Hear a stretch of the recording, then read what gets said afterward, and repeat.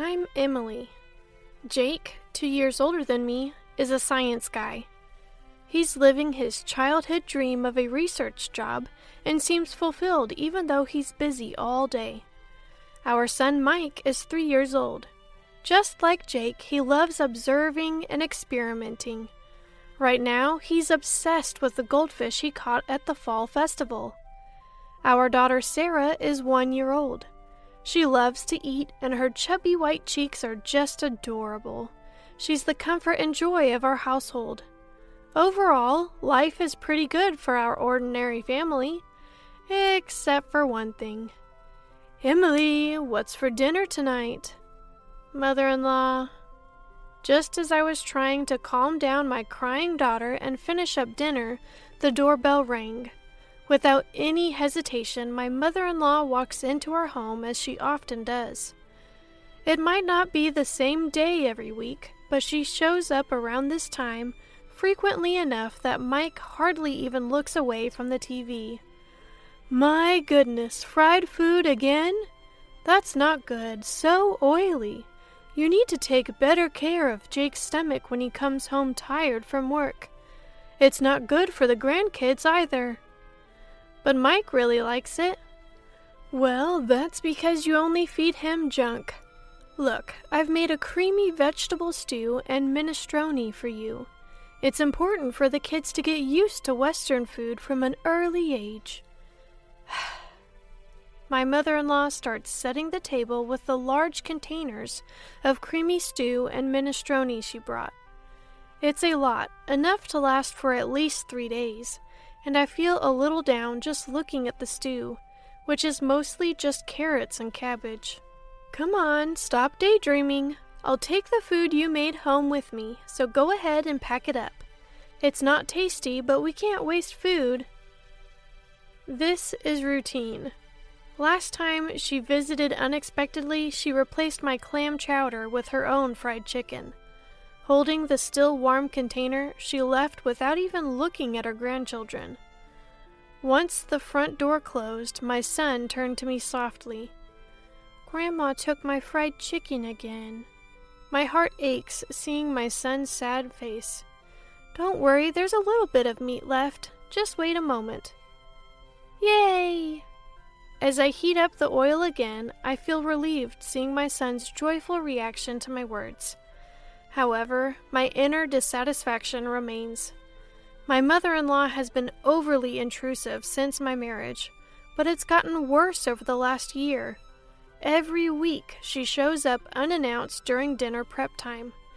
Initially, she would just criticize my cooking and parenting, then leave her cream stew on the counter. But for the past 6 months, she's started taking my food home with her, effectively ruining our meal. I can't imagine my mother-in-law, who lives alone since my father-in-law passed away, eating all 3 servings. She's probably throwing it away. As I prepare baby food and distract the kids, I manage to cook. It's tough, but seeing my family's happy faces keeps me going. Yet, my fried chicken, braised pork, mapo tofu, and hamburgers, all of it gets taken away. I grew up in a family that ran a restaurant, and my dad taught me how to cook. So I'm confident in my culinary skills. And yes, I think my food tastes better than mother-in-law's overly sweet cream stew. It irks me to have my skills negated by her. But with Mike in the picture, I've been struggling to stand up to my mother-in-law, his grandma. More cream stew? Jake, who comes home after the kids have gone to sleep, makes a face when he sees dinner. Since only Mike's share of fried chicken was left, I served Jake a large platter of the cream stew. What can I do? It's what mother-in-law brings over. If you don't like it, you tell her. Yeah, I guess. Jake pokes at the stew, as non-committal as ever. She shows up without considering Sarah's nap time and even takes away Mike's favorite foods right in front of him. Well, she's lonely since Dad died. That was 2 years ago. How much longer do I have to put up with this? Yeah, I guess. Ugh. Jake is usually reliable, but he avoids confrontation when mother-in-law is involved. Another pointless conversation goes by, and I let out a deep sigh. The only silver lining is that she hasn't suggested moving in. One day, tired of the same old routine, Mother-in-law says something different when she drops by during dinner as usual. "Emily, this Christmas everyone's gathering at our place." "What?"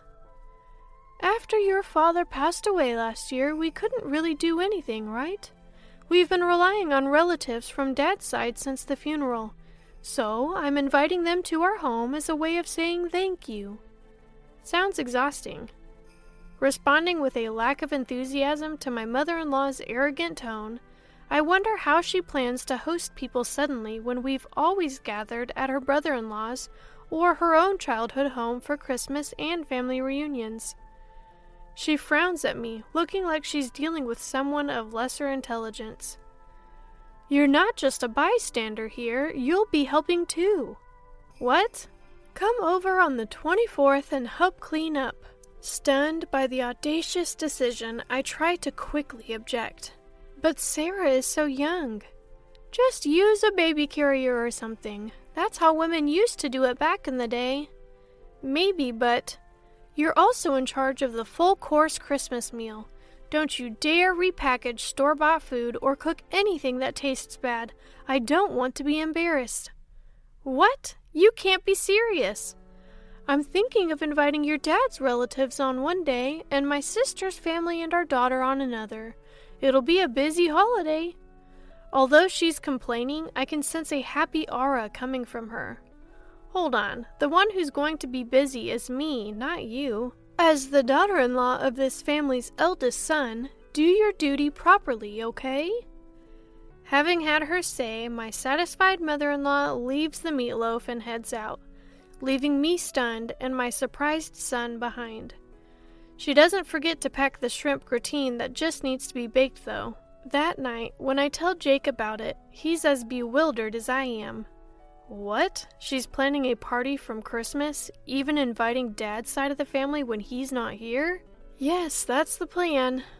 Well, maybe Mom's lonely. I finally lose my temper at Jake's predictable response. Think about what it's like for me, always being pushed around. Seeing Jake's face turn to an unmistakable uh-oh, he goes silent. But even he realizes that this time it's too much and lets out a resigned sigh. All right, I'll handle the cleaning and entertaining the relatives. Really? I'm glad to hear Jake's proposal. It gives me some direction. But can you still cook the full-course Christmas meal? Just for this year. Let's keep Mom's reputation intact. Plus, everyone in the family loves your cooking. As he pleads, Jake is staring at the meatloaf mother-in-law left for us. I mean, it's hard to say no after making a concession. Fine, just for this year. Thanks. Man, I can't wait for Emily's Christmas feast. Geez, you're in high spirits, aren't you? Being praised isn't so bad, and I don't mind cooking for people. So I brace myself that it's just for this time and agree to prepare a full-course Christmas meal. When I tell my mother-in-law that Jake will stay over to help with cleaning, she makes a displeased face and says, "How could you let the man of the house do such things?" But she seemed reasonably satisfied seeing Jake bustle around at his parents' home for my sake. And then comes Christmas lunchtime. "Emily, is the corn soup ready?" "I'm preparing the croutons now." I scurry around the kitchen, getting the carpaccio and corn soup ready. "You're so inefficient. I'll bring the food myself." "I'm sorry. If you're going to complain, try preparing a meal for 20 people. It's really, truly exhausting." Finally, the serving is done, and I sit down at the party. Jake seems to have put our daughter down for a nap in another room. Preparing a full-course Christmas meal for 20 people was hard, but it feels good to see everyone enjoying my cooking. However, that good feeling lasts only a moment. "This quiche looks so beautiful. It's like something you'd buy." Thank you? Geez, you're good at flattery." This carrot slaw is perfectly balanced with the vinegar. The orange scent really freshens up your mouth. That's because Christmas meals tend to be rich, so I made it a bit more acidic.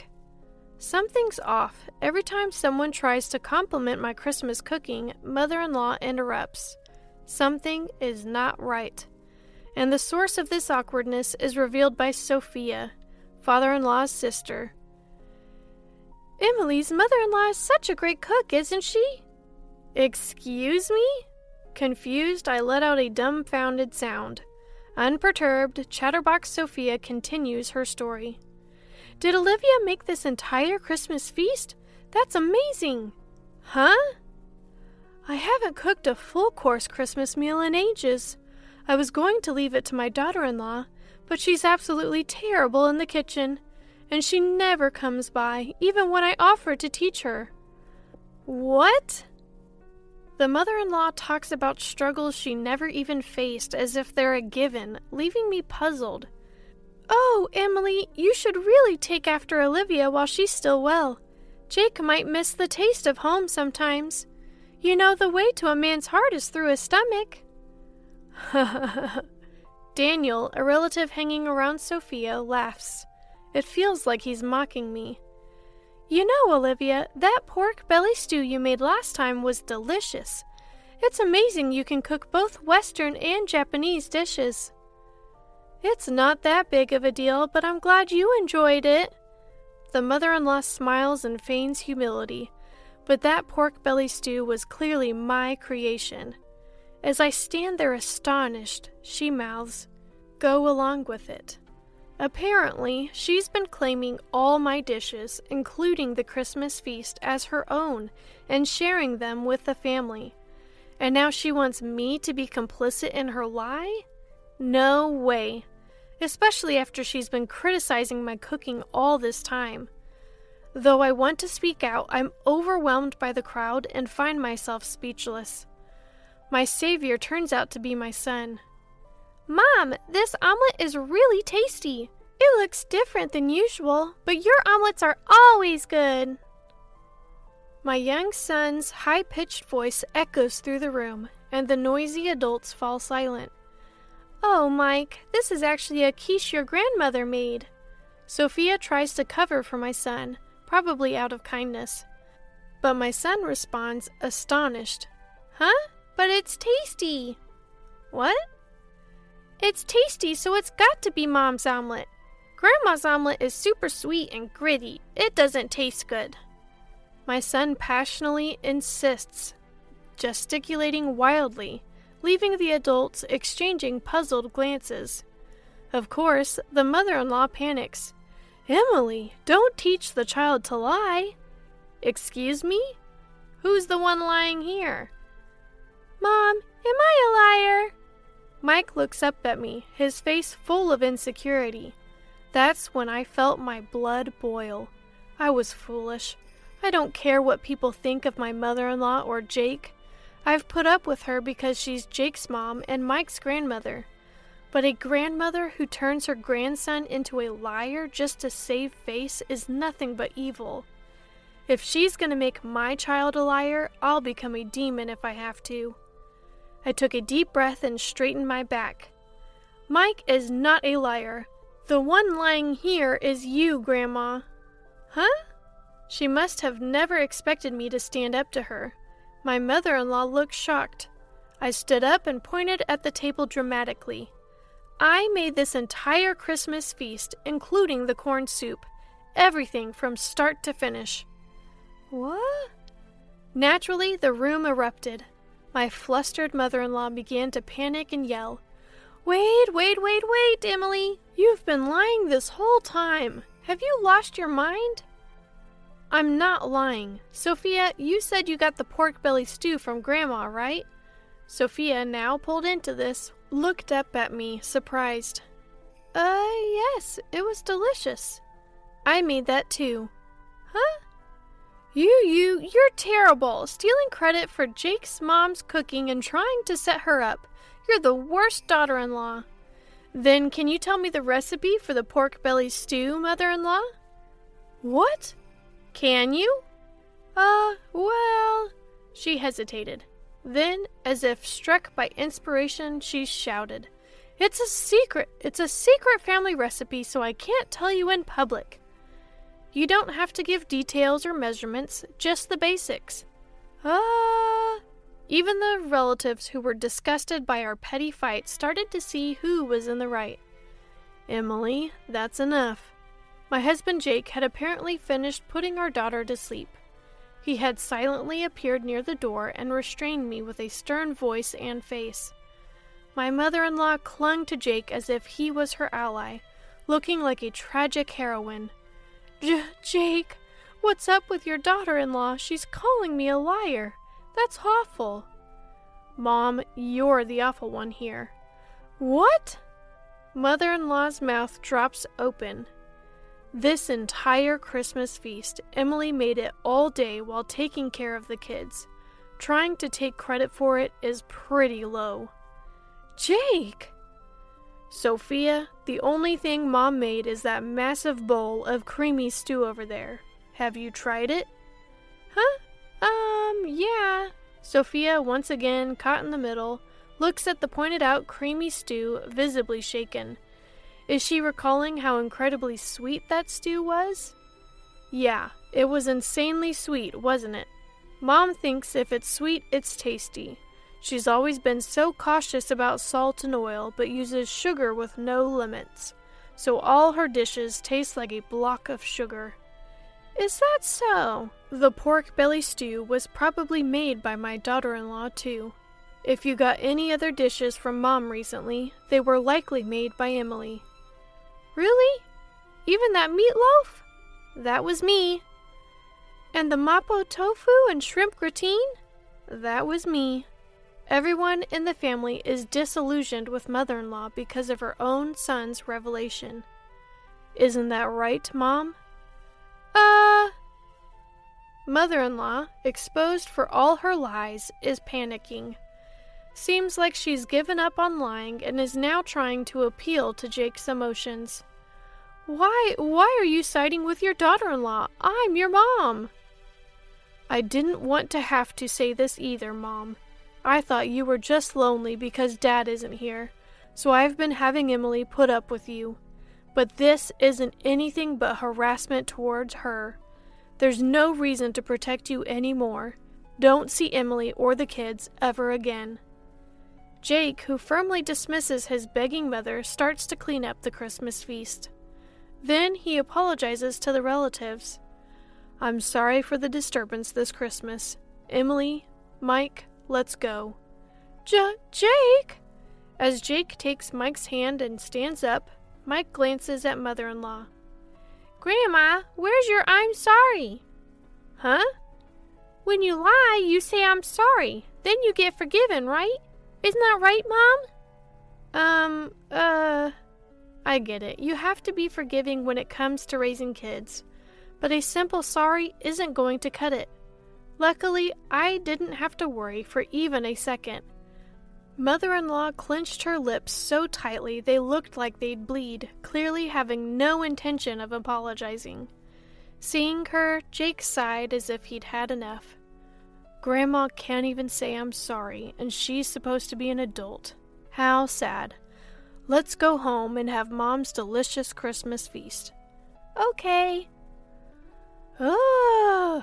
We left behind a growling mother-in-law and confused relatives, carrying our sleeping daughter and the Christmas feast as we left Mike's house.